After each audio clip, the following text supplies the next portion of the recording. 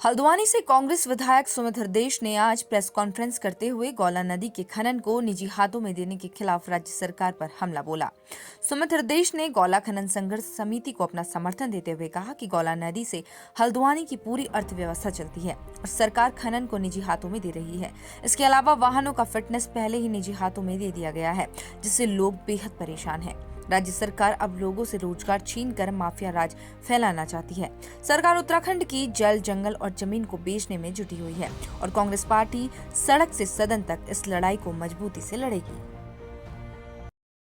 नहीं, देखिए, चरणबद्ध तरीके से साजिश हो रही है कि गुंडा राज एक लागू हो, गौला को निजी हाथों में दिया जाए। इसके प्रथम चरण में इन्होंने फिटनेस को निजी हाथों में दिया। उसके बाद एक ऐप है जो फोन पे तो चलती नहीं, 300 रुपए का घूस दो, कंप्यूटर वाला बाबा है तो तुरंत ऐप में आपका रजिस्ट्रेशन कर दे रहा है। अब रॉयल्टी जो वन विकास निगम काटती थी उसका भी इन्होंने टेंडर कर दिया है।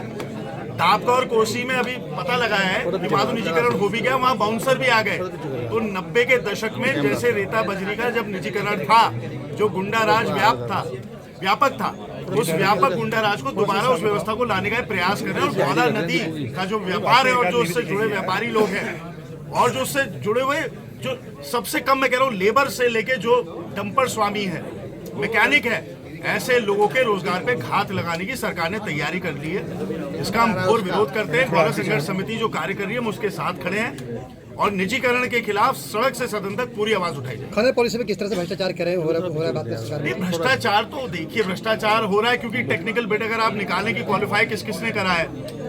ये पूरे देश में एक आधी कंपनी कैसी है, जैसे अडानी अंबानी को पूरे निजी, हमारे जितने नवरत्न थे, पीएसयू थे, अडानी अंबानी को इन्होंने नीलाम कर दिए, बेच दिए। वैसे ही पूरे देश में एक कॉकस चल रहा है माइनिंग का, जो कि हर जगह खनन का जहां पे भी हो रहा है, जहां भाजपा का राज है, वहां पे जाके टेक्निकल बिड केवल वो क्वालिफाई कर रहा है। तो उसमें घोर भ्रष्टाचार की बू आ रही है। इस निजीकरण के खिलाफ हम जोर से सड़क से सदन तक पूरी तरीके से मुस्तैदी से आवाज उठाएंगे।